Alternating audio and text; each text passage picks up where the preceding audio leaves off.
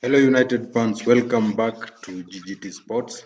There has been a lot going on at United, especially now that they are looking for a new manager. So basically, we want to look at one of the managerial prospects that Man United have, and it's a very interesting one. It's a very interesting discussion because everybody seems, the board, all the fans, they seems to have settled on Erik ten Hag to be the next United manager. But of course, there's a lot to discuss in terms of this person, and that's why uh, our topic today says head to head, who will be the next Manchester United manager? Because there has been a lot of talks with some people suggesting that there are a section of United management and board who favor uh, Ten Hag. There are also been some that favor uh, Mauricio Pochettino. But of course, it's a very interesting discussion because if you look at the recent game, PSG losing 3-0 to Monaco doesn't really help Pochettino in getting Man United job. Well, of course, Ten Hag also had a very difficult game against Feyenoord, of which they went 1-0 down, they equalized, they went again 2-1 down, they equalized and were able to score a winning goal. And of course, many of United fans, I believe, really would like to see Erik Ten Hag um, at United rather than Mauricio Pochettino. But of course, it's a discussion, it's a 50-50 discussion. Personally, uh, I am okay. I would love to see Ten Hag because he's a new guy, probably coming with a new style of football, new motivations. And of course, he's a young manager that, of course, we're looking at building for future. But despite that, Mauricio Pochettino is equally a very good manager. Of course, he has his own struggles at PSG, and there are also different doubts about his ability to manage Man United given his struggles at PSG. But of course, I don't really think he should be judged with PSG because it's a different challenge when you come to Man United. It's a different challenge at PSG's, but of course, PSG has as many egos as Man United would have. But it's an interesting one because whichever the manager the board will settle on, Pochettino or Erik Ten Hag, I just believe that Ten Hag will be one of the managers that will need a structure. And there's also a feeling that Man United fans and all will be a little bit lenient and easy at him, and probably give him time, to to place his, to do his uh, to put his foot down into the team and be able to to get the best out of this United squad. But of course, these are two managers that I believe even Ragnick himself admires. Erik Ten Hag uh, is one person I believe he has worked with. Uh, but of course, so Mauricio Pochettino is equally a very good manager that I believe will be able to work. But it tends more to be Ten Hag that will be favored by Ragnick, according to me. I don't know about you, but according to me, that is uh, what I feel. Now, we are not going to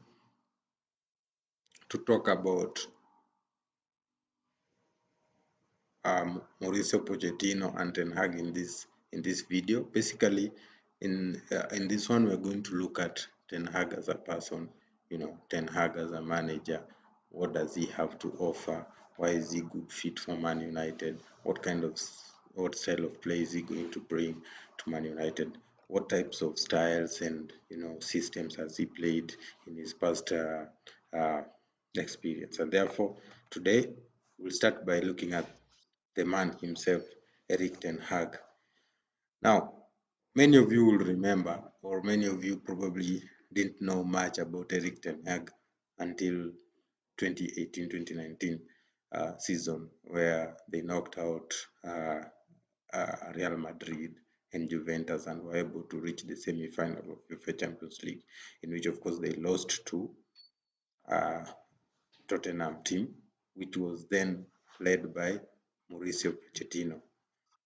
Very interesting because we are talking about Mauricio Pochettino and Ten Hag. These guys met in a Champions League semi-final, and Pochettino beat Ten Hag to it. But of course, probably you wouldn't really say that now Pochettino is better than Ten Hag. Of course, there were areas of so many areas that you could look at in the team, and it was very interesting because then Ajax had very good talents, the likes of Frankie de Jong, the likes of Van der Beek, Mats de Ligt, very young defender who was voted best of defenders, but also Ajax had a very good attacking player of Hakim Ziyech, now playing for Chelsea. Dusan Tudik, you know him, playing in Southampton. Remember David Reyes. So that is when most people came to know about Ten Hag. But actually, Ten Hag had already spent some time at Bayern Munich, 2 years, I believe. He also managed at Utrecht, as you are going to see. But also managing a number of small teams. But that Ajax was actually his first biggest challenge, and they actually achieved the Champions League semi-final. Him managing for the first time full time in a big club.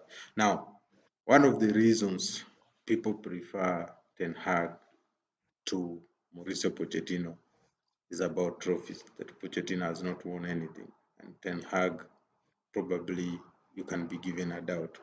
But again, if you look at yes, it's true. Of course, Pochettino hasn't really won much. Of course, he's going to have a chance probably of this year winning you know uh, French Ligue 1 with the PSG, given that they're 13 points ahead. But Ten Hag with Ajax, they actually won a double in 2 seasons. And if not for COVID, they could have won a hat trick. And you remember, the season was cancelled. So he's a man that is coming at least with 5 trophies. These are the 5 trophies that he has won, you know. So I believe he's in a position to try, but of course, managing in the Premier League and managing a team like Manchester United is a different story altogether. And actually, if you look at Man United squad, there's a lot of work to be done. There's a lot of work to be done in that team. There's an overhaul that is needed, and probably are going to lose 3 or 4 7. So I don't expect uh, I don't expect trophies to come that fast. He will need time. This guy will need time. Is going to be the next manager for Man United? He will need time to make his own squad, and get them playing as he wants, and then now prepare the team for success. But basically, he's a man with at least 5 trophies coming in, so he has tested victory, and I believe he will be able to take Man United to achieve more trophies in his careers. Now, let us look at how Ten Hag sets up his team. In 2018-2019, when they were going to the semi-final, he was actually playing a 4-2-3-1, 4-2-3-1, having two pivot players. And this was Freddy de Jong and John, and then Van der Beek at number 10, Ziyech and David playing from the wings. So this is how he set up this team, and this team was able to go up to the semi-final of the Champions League. So the ultimate goal for Erik ten Hag, if you look at his setup, is actually to do more rotations within the team and create an overload, especially in the midfield, and then pass through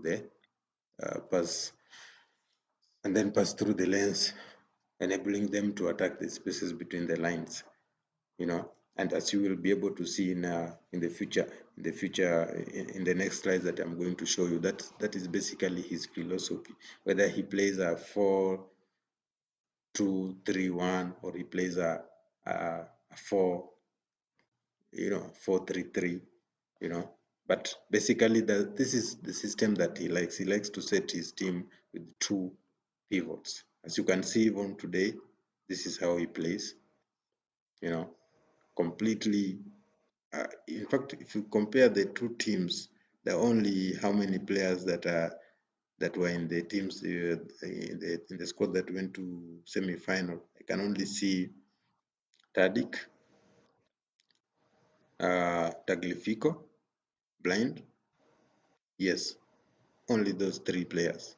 So this guy has completely built a whole new team, and that's why we need somebody like him who will come in and build team. And I'm not saying Pochettino is not good at building teams. He has done that before at Southampton. He has done it at Tottenham, and both of them can give us success. Both of them can give us success. But I just feel would try new thing with Ten Hag rather than Pochettino. So basically, this is how Blind sets up his team. I believe it's almost similar to what we play. For example, if you take an example here, having Ronaldo, then you would have Sancho, probably Greenwood, and then have Fernandes here, then two pivot. The two pivot could be, for example, if I am to go with the current squad, it's having Fred and McTominay there. Then probably have Teles here, Dalot, and then Varane and maybe Lindelof or Maguire. Even though I don't want to discuss much about Maguire. Now, let's go and look at how do they set up defensively. So this is Ajax setting up defensively. Without the ball, Ten Hag's Utrecht mostly dropped into a 4-3-3 shape. This is actually a video this is a picture taken when he was managing Utrecht, where when they don't have the ball, they take the shape of a 4-3-3. But now this one has its own downfalls, but also have its own strength, especially if the spaces are huge, as you can see this and this and this, then it gives space to the opponent. Like you can see here, this whole space here that they can use to hurt you. But the team is supposed to be aggressive and also to block the build up from the back with the front, like Hala here playing as a center forward, coming back to drop, and then the number 8 also drops. This is supposed to allow them not to play from the back, aggressively pressing and pressing.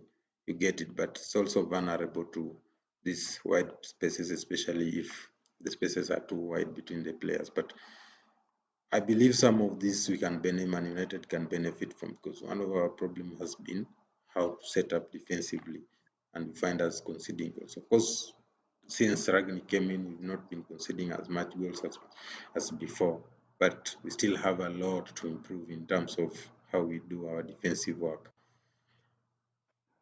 So this is how Ten Hag's team presses when they don't have the ball. And this was against Dortmund. You could see all these diamonds, shapes, everything. This is a complete press. They make the pitch smaller for the opponents. So this is the defensive approach. Like for example, here you can see Hala.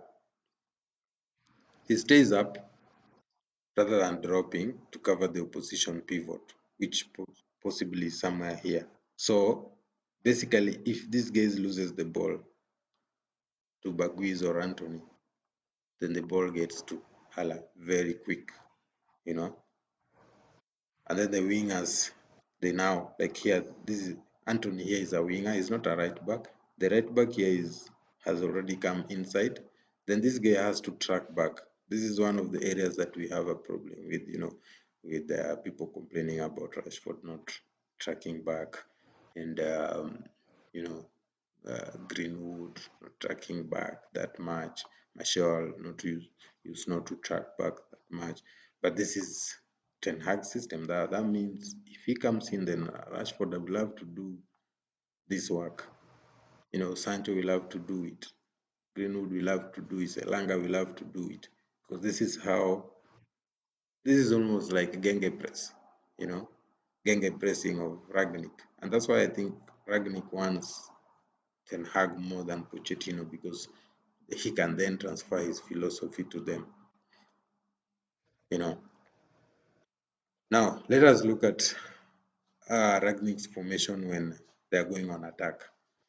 So when he was at Utrecht, Ragnick, Ten Hag mostly utilized the 4-4-2 diamond,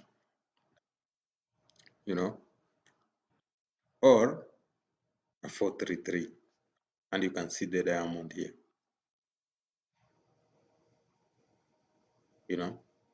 This actually had a great success for them, and he used Hala, and I think he loves this the 4-4-2 and 4-3-3 systems, and that's why you see he took even Hala. This guy, he was at West Ham, back to to Ajax.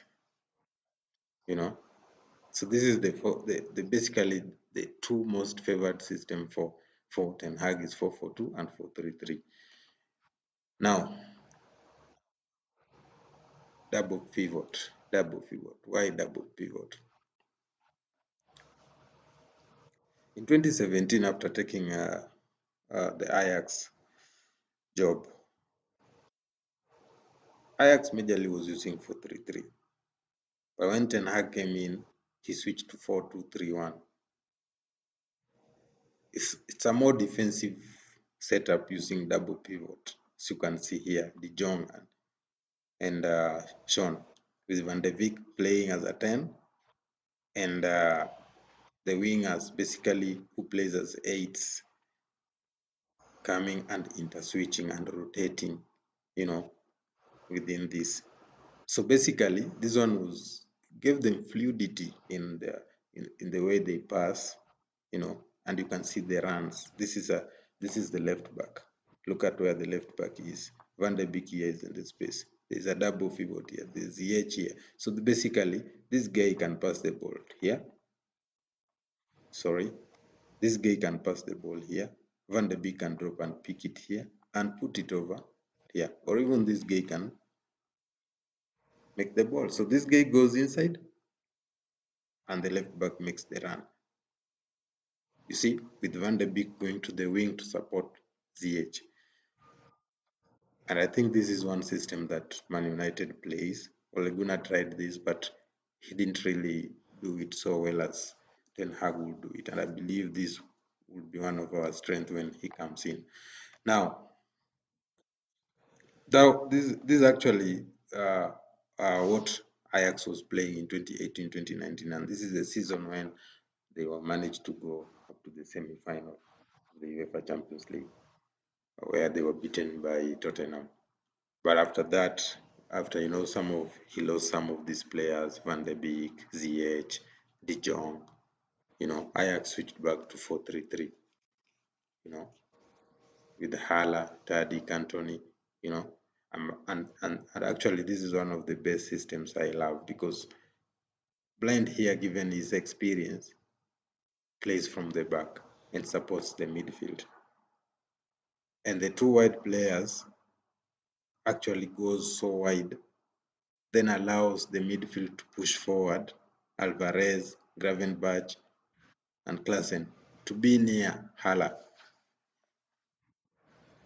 This is fantastic. The ball can be played from Alvarez to Klaassen to Hala. You can put it across to Tadic, either this side or the other side. This is fantastic. And this is why I want Ten Hag to come. Now, sometimes when we play like a double pivot, as we always play with McTominay and Fred, is usually to it's some more of a defensive approach, but based on aggressive pressing, tackling, intercepting whenever the opposition have possession. And that's why Fred becomes critical in how we play, because Fred can press, he can tackle, and he can win those balls and have more interceptions than any other person. So that is why we use the double pivot, and that's why Ten Hag also uses the double pivot. So guys, that is it. That is how Ten Hag is. If you subscribe, you can do us a favor, subscribe and follow our channel, because next we are going to look at Pochettino's tactics, and then from there you can really look at what you expect Man United to play if either of the managers come on board. Thank you guys, and